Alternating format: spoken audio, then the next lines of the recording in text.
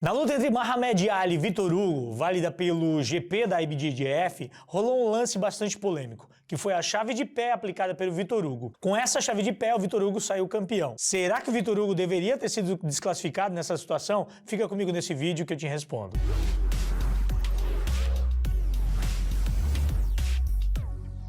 E aí, guerreiros, tudo certo? Eu sou o Jaime do Muito Mais Ação Jiu-Jitsu e no vídeo de hoje vamos falar sobre o GP da IBJJF que rolou em Las Vegas. Vamos falar mais precisamente da luta entre Mahamed Ali e Vitor Hugo, que foi a final do GP dos pesados. Esse GP reuniu 4 atletas, Mahamed Ali, Vitor Hugo, Felipe Endriel e Gustavo Batista, o Braguinha. Na semifinal, o Vitor Hugo venceu o Braguinha nas vantagens e no outro lado da chave, o Mahamed Ali venceu o Felipe Endriel numa baita luta, venceu por 10-4. Cara, se você ainda não assistiu, tenta dar um jeito aí e assiste, porque realmente vale muito a pena. Com essas duas vitórias, os dois carimbaram o passaporte para a final do evento. E na final do evento, o Vitor Hugo já começou puxando para a guarda, começou a trabalhar, enrolar o Ali ali na guarda, nas lapelas e tal. E depois de algumas brigas, o Ali até conseguiu se livrar das lapelas um pouquinho, ameaçou dar uma blitz ali na guarda do Vitor Hugo, mas o Vitão estava ligado, conseguiu novamente embolar o Ali na guarda e nas lapelas. E quando chegamos a 1 minuto e 40 de luta, o Vitor Hugo conseguiu encaixar uma botinha, ele começou a dar pressão,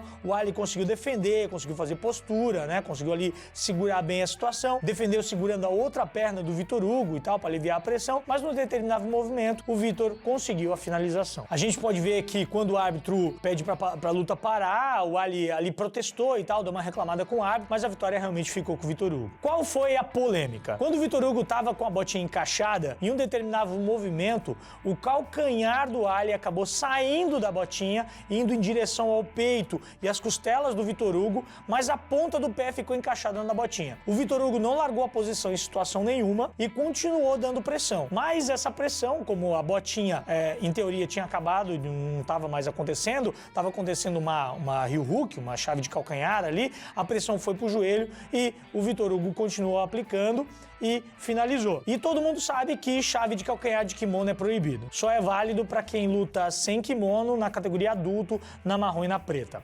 O Léo Vieira fez uma postagem sobre isso, o Alexandre Nascimento fez vídeo falando sobre isso e até o professor Rodrigo Cavaca também fez um vídeo explicando o que aconteceu e falando que com ele já tinha acontecido algumas vezes, ele já ganhou lutas dessa maneira. O Vitor Hugo engatou a chave de pé reta, perfeito, como todo mundo sabe. E aí o que aconteceu? O Mahamed, nesse caso, começou a puxar a perna. Só que ele puxou, na hora que ele puxou o calcanhar, a sola do calcanhar encostou na costela. E eu já estou no movimento. Isso aqui é uma situação em que se eu continuar pegando aqui, ó, pegou o joelho, pegou o calcanhar.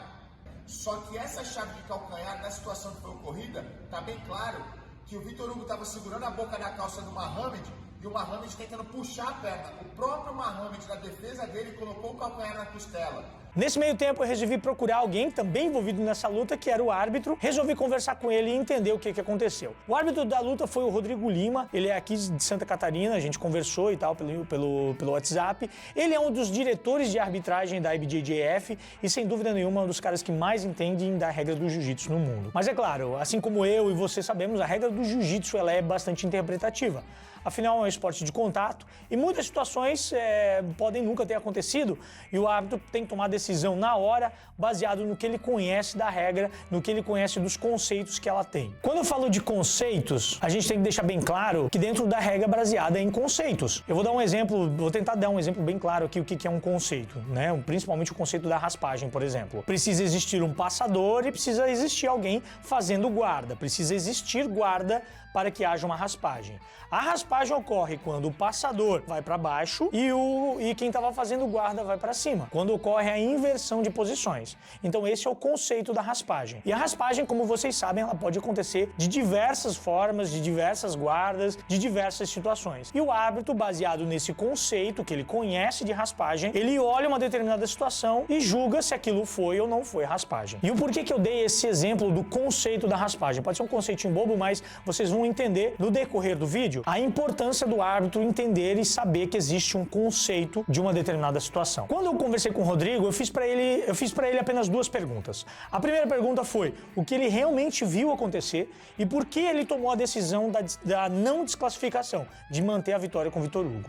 Ele me respondeu o seguinte: Jaime, o ataque inicia em uma posição legal e na sequência o Ali, tentando se defender, tira uma parte do pé para fora da botinha, indo para uma posição ilegal. Mas como foi um movimento feito pelo Ali, que estava defendendo o ataque, a regra não obriga o atacante a largar a posição, uma vez que ela iniciou de forma legal. E quem se colocou naquela situação foi o atleta que estava se defendendo. No decorrer da conversa, o Rodrigo também me explicou o seguinte, e ele fez a seguinte analogia. Todos sabemos que quando atacamos o pé na botinha, temos que cair para o lado do pé que está sendo atacado. Se cairmos para o lado da outra perna, a posição é ilegal e seremos desclassificados. Porém, se ao atacar o pé e cair para o lado certo, o defensor forçar você a girar para o outro lado, a posição deve continuar, visto que iniciou de maneira legal e quem colocou na posição ilegal foi o defensor. Galera, eu me considero um cara leigo em regras, eu conheço alguma coisa, mas não tão profundamente quanto o Rodrigo e os árbitros da IBJJF. Eu tenho muito a aprender. E a segunda pergunta que eu fiz pro Rodrigo foi a seguinte: onde está essa informação? Onde que o árbitro consegue saber disso? Ele me respondeu que isso é explicado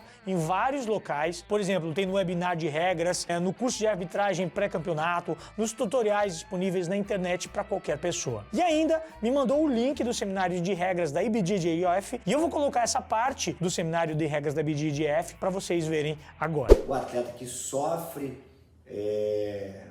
o ataque no pé, ele gira para o lado errado. Movimentação também válida. O atleta que está atacando, ele pode acompanhar esse giro sem problema algum, ele não será desclassificado. A regra do jiu-jitsu, cara, eu já me considero ela bastante difícil, a gente conseguir entender todos esses meandros aí e tal. Tem muitos conceitos, coisas que, por exemplo, a gente nunca viu, né? A gente nunca viu acontecer. Eu, por exemplo, nunca tinha visto acontecer isso nesse vídeo e eu, sinceramente, nem conhecia esse conceito, tá? Eu gostaria muito de agradecer o Rodrigo pela atenção, pela solicitude em explicar e me atender aqui, né? E conseguir me explicar o que aconteceu para que eu pudesse trazer aqui para nossa comunidade, para tentar elucidar um pouco mais esse caso aí, deixar todo mundo ciente do que aconteceu e de qual foi a decisão tomada no momento da luta. Espero que eu tenha conseguido explicar para você, não tenha confundido mais ainda a cabeça. E se você curtiu esse vídeo aqui, vou pedir para você soltar esse like maroto, aquele like finalizador, né? Se inscrever no canal, porque aqui a gente sempre tenta trazer o melhor do conteúdo do jiu-jitsu para você. E sempre que tiver alguma coisa nessa situação, a gente sempre vai tentar